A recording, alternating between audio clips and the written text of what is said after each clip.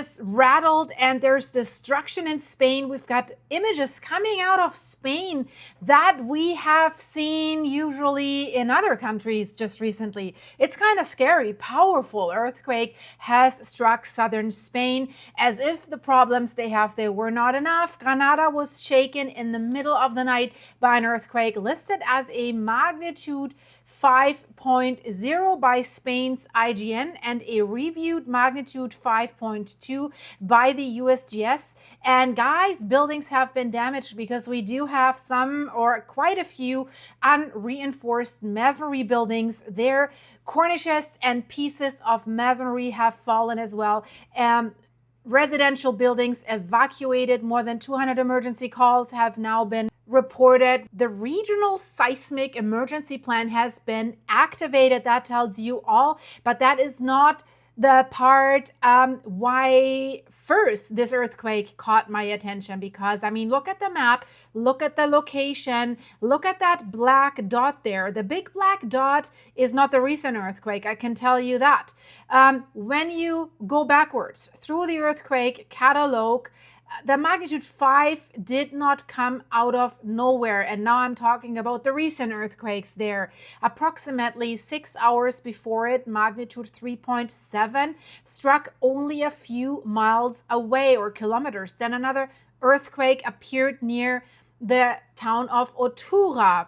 And then almost exactly 1 hour before the magnitude 5 plus hit, another earthquake hit near Otura.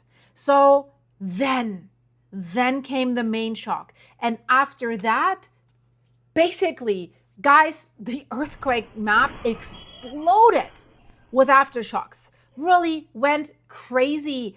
And there's one question that I want to answer in this video specifically, because I know you guys will ask this question in the comments. So, was the magnitude, or is the magnitude 5.2 the peak of this earthquake swarm, of this sequence, or is this fault system still charging and changing beneath Granada?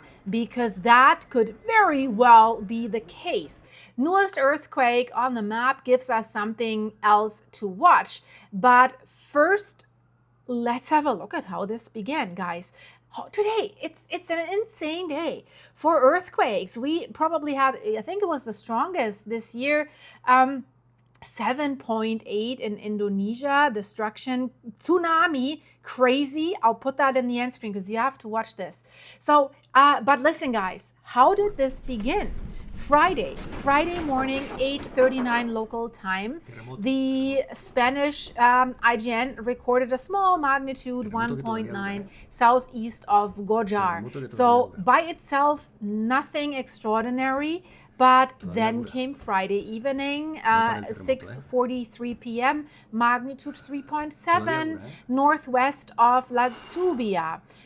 It was felt quite intense on the intensity scale 4. So this earthquake there is, look at that one specifically, because it was only like 2 miles, about 3.5 kilometers from the later location, from the later large earthquake location, the magnitude 5.2. So let's have a look at 8:03 p.m. evening. Another magnitude 2.2 near Villa de Otura. And then look at this timing. 12:04 midnight in the morning, 2.3 near Otura. Exactly 1 hour later, then almost to the minute, 1:04 a.m., the much larger earthquake struck. If we go to the original sequence reconstruction, we captured that progression, 3.7, 2.2, 2.3, then the magnitude 5.2 class earthquake, basically everything packed in the same small metropolitan area. And I want to say one thing. When we look at this sequence, the magnitude difference becomes deceptive because 3.7 sounds reasonably close to 5.2, but absolutely it isn't, guys. I want to make that clear because the magnitude scale is logarithmic. So 5.2 is significantly stronger. So using standard earthquake energy scaling, magnitude 5.2 releases approximately 178 times as much seismic energy as a magnitude 3.7. Do you want me to explain how this works with the logarithm? I know for everyone at school, the logarithmic stuff was a nightmare. And I tell you why, because the math teachers and professors never were able to really explain it, what you need it for. But let me know in the comments, do you want some math class? I actually had a math professor at university who explained it very, very well. But yeah, let me know.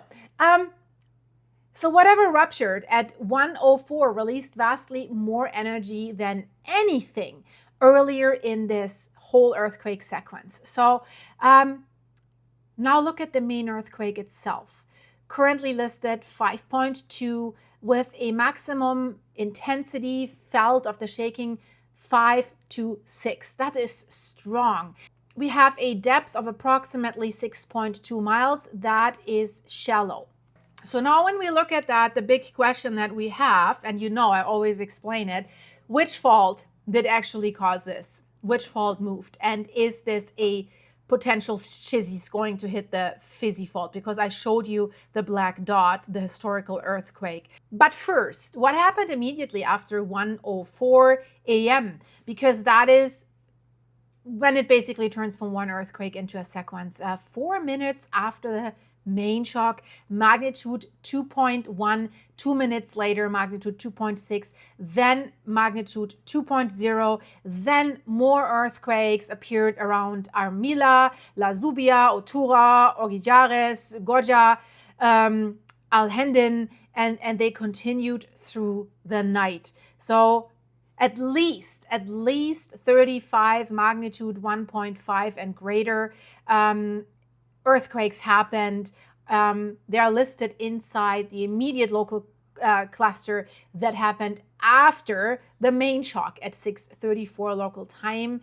And guys, that number needs an important qualification because the recent earthquake table that we're getting out from there mainly displays earthquakes magnitude 1.5 and above, plus smaller events that are felt, but there might be quite a few additional micro earthquakes that are just not felt and that do not show up in this list. We also have the problem in Italy with Campi Flegrei that they do not show these earthquakes on the list. And if you just look at the map and just like counting the dots, actually that can mislead you. And I explain you why, because dozens of earthquakes do not automatically mean that the sequence is getting worse. So I went through the magnitudes with you, and basically for more than 5 hours after the main shock, the largest listed local aftershock was only, we have to say, magnitude 2.6.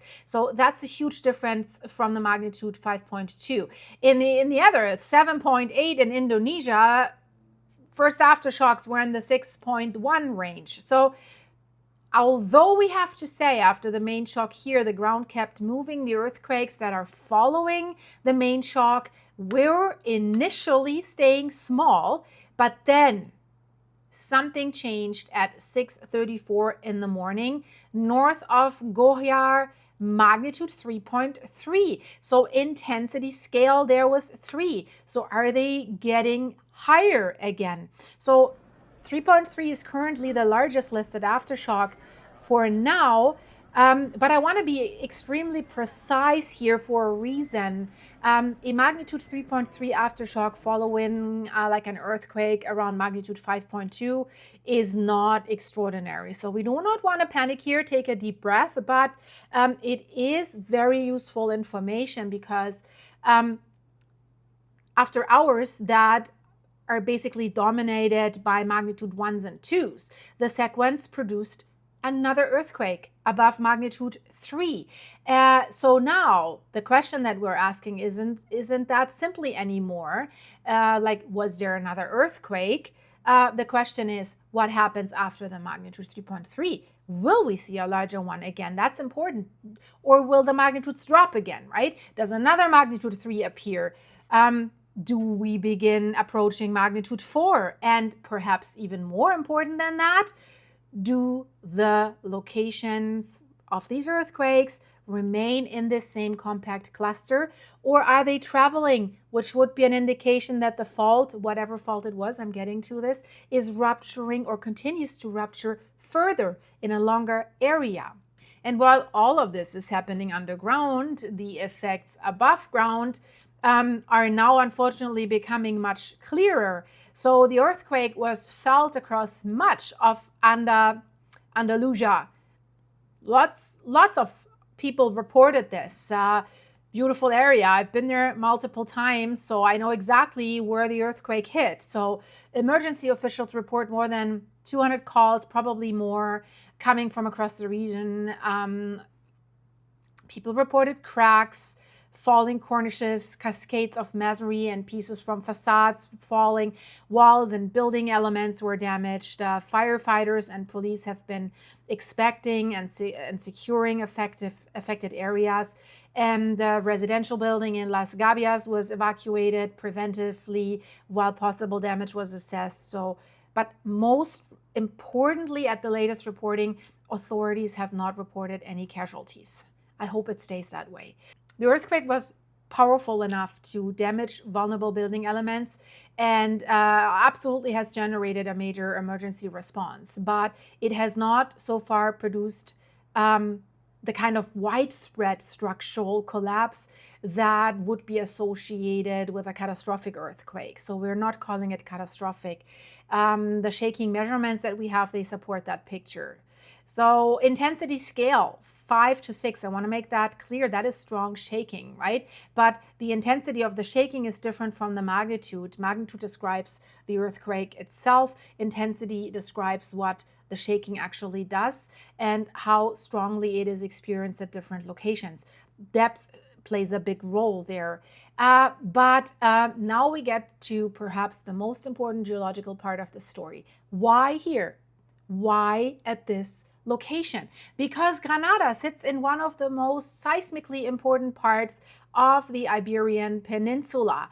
We have southern and southeastern Spain. They lie inside the broad deformation zone that is created basically by the continuing convergence between the African Nubian and the Eurasian plates.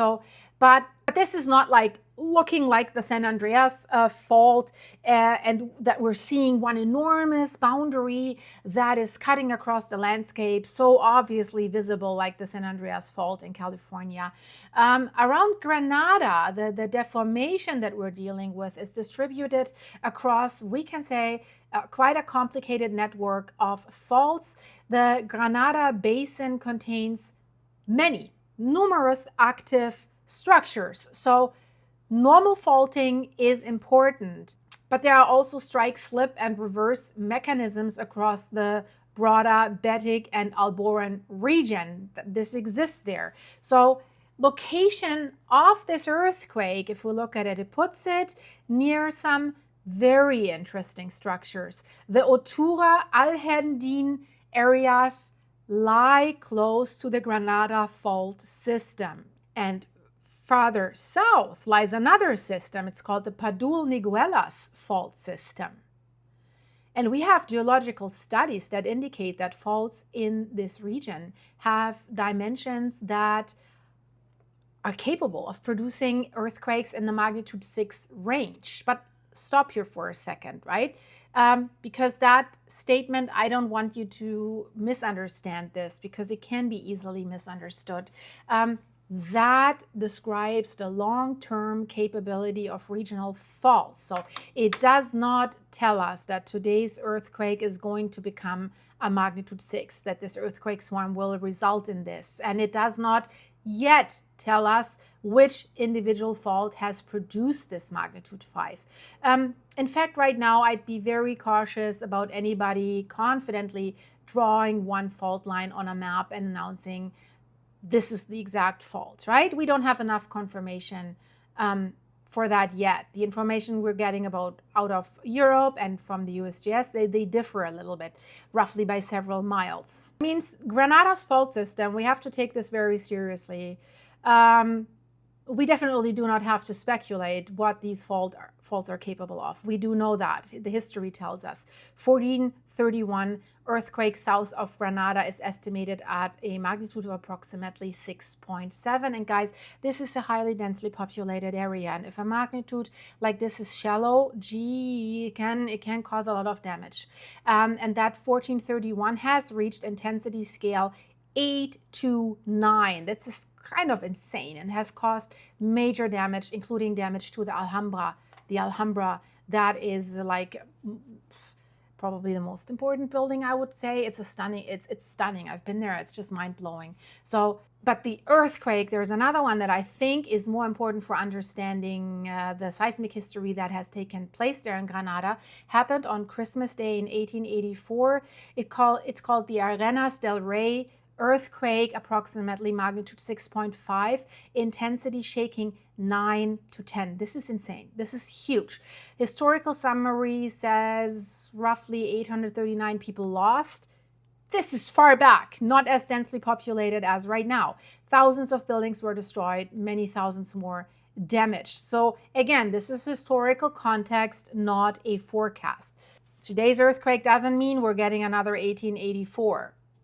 But 1884 is the living proof that the fault systems of the Granada region are physically capable of producing these destructive earthquakes significantly larger than today's event.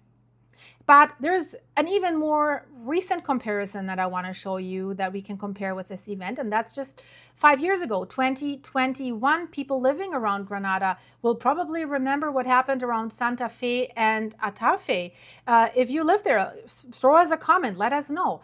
This was quite an extraordinary earthquake swarm because it had thousands of earthquakes. So later, when they conducted scientific work to look at this, they found it's like more than 5,000 earthquakes, including 6 earthquakes above magnitude 4. So for weeks, people were dealing with this. They watched like earthquake after earthquakes appear around the Granada Basin, basically a constant shake. But of course, there's a major difference between the swarm at that time and the swarm that's happening right now.